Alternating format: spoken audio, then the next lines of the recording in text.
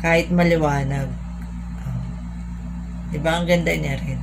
May mga mode siya. Solar to. Bali, nag-order pa ako ng isang ganito kasi bala ko na punuin yung pens namin ng ng Christmas light na ganito. Ayan.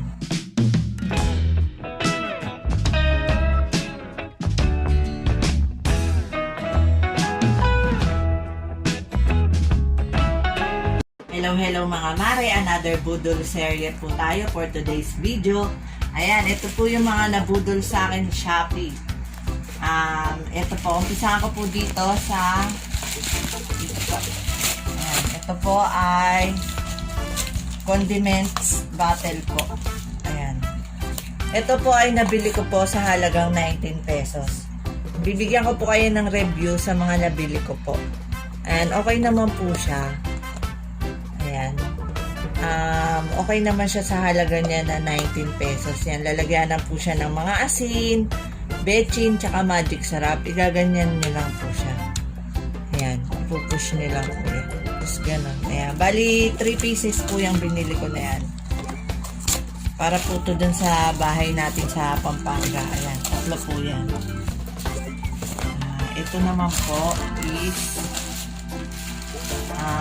ito po para po hindi na po tayo para hindi na tayo magbubutas ng mga wall natin. Ayan, isasabit na lang siya. Hindi ko pa siya na-try pero sa review niya mukhang okay naman siya.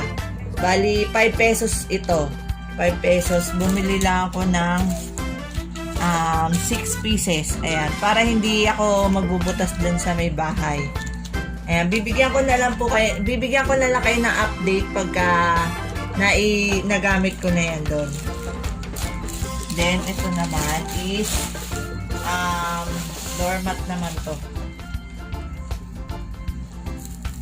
Ayan, ito ay isang Christmas doormat. Nabili ko lang siya sa halagang 49 pesos. Ayan.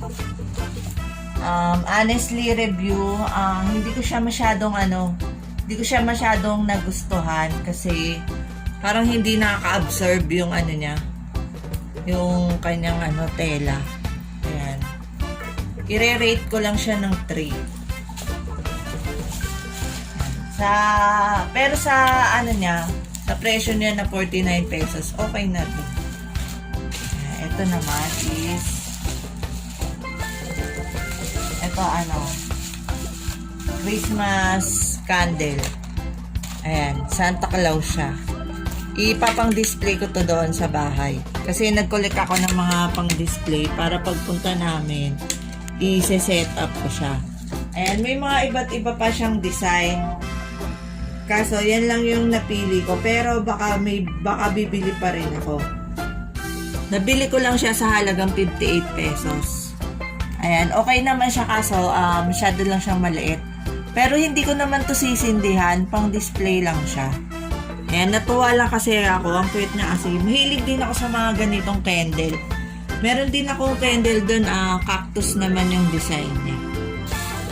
Tapos ito, nabili ko naman to, solar light. Para to sa pens, dalawa siya, buy one take one. Ayan. Dali lang din siya. Ang cute niya nga lang.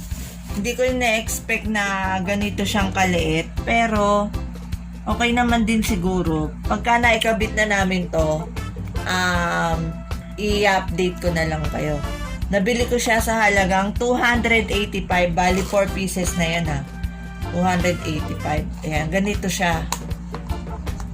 Bali, ibabarena siya dun sa may sa may poste, dun sa may pens. Ayan. Kasi 3 yung namin poste nung pens namin. Bali, sobra pa siya ng isa. Hanapan ko na lang ng isa yung paglalagyan. Tapos ako ilalagay.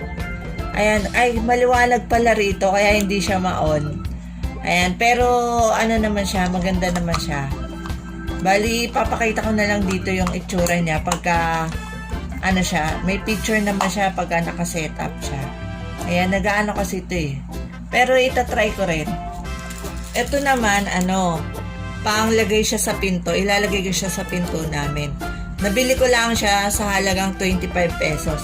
Masyado lang din siyang maliit. Grabe yung mga nabili ko, parang dollhouse lang yung bahay namin eh.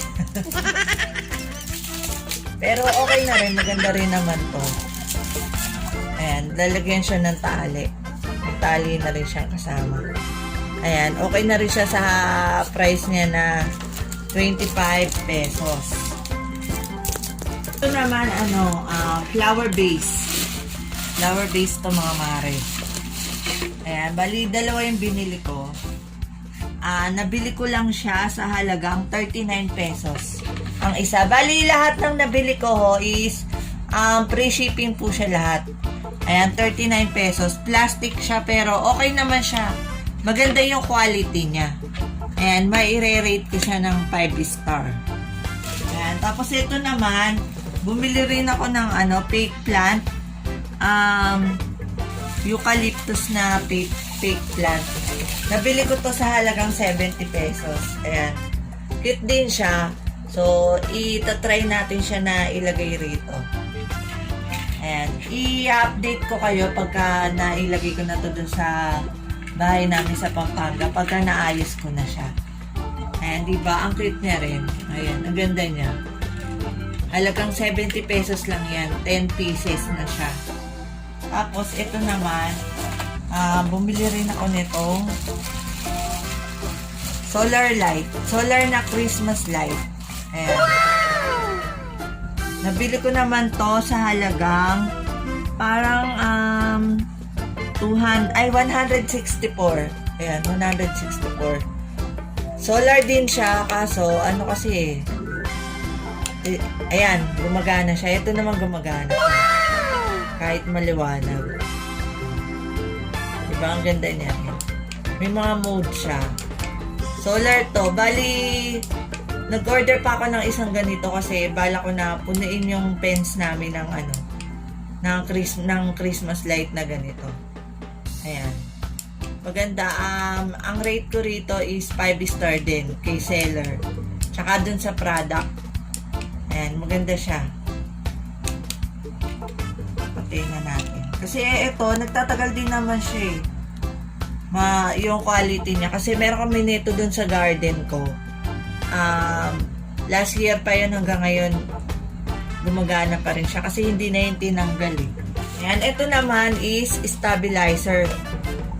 Gimbal na stabilizer. Kasi yung ginagamit namin dati, mabigat. So ito, nabili lang siya sa halagang 1,003 pesos. Sa TikTok shop naman to. Ayan.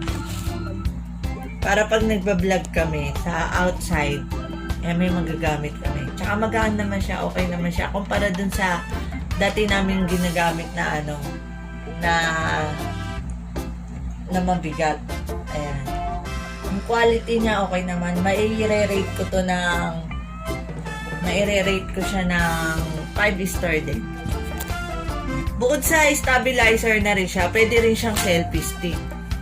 Ayan siya, mahaba rin siya. Ayan, pwede mo siyang gawin selfie stick. Tapos, kung gagawin mo siyang tripod, ito. Ayan, gaganyan mo lang siya. Okay na okay to sa mga nagbo-vlog. Bali yan, sa TikTok shop ko siya nabili. Ilalagay ko na lang yung link niya mga mare sa description box. So, ayan lang mga mare, yung mga nabudol sa akin ni Shopee. Thank you for watching. Don't forget to like, share, and subscribe. Hit nyo na rin po yung notification bell para updated kayo sa mga video ko. Melody's Mini Garden po. Bye guys! See you on my next one. Thank you po!